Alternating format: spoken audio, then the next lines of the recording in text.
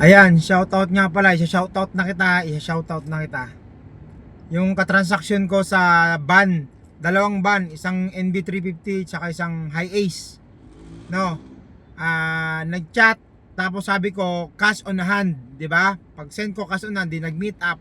Pagpunta ron, ang dami pang mga cheche tapos kung saan-saan pa pinapapunta, no? Saan-saan ka pa pinapapunta. Tapos siyempre madilim sa area. Ako parang kinakabahan na talaga ako. So kinakabahan na kami.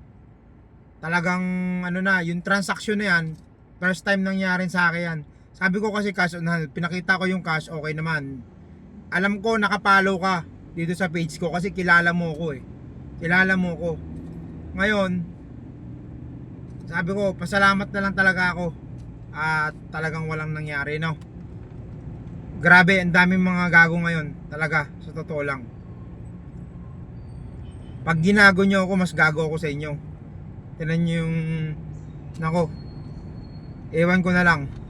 Mag-ingat ka. Masasayang mo yung buhay mo. Ha? Sasayangin mo yung buhay mo.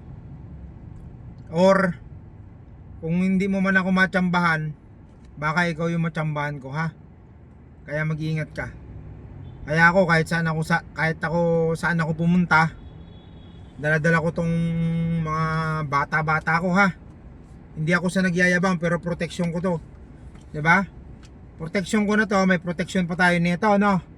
Evo to, Evo. Okay? Kaya sasabihin ko sa iyo, ikaw na madala-dala ka mag-contact sa akin, ha, na makikipag-transaction ka, na lilituhin nyo pa ako, ha.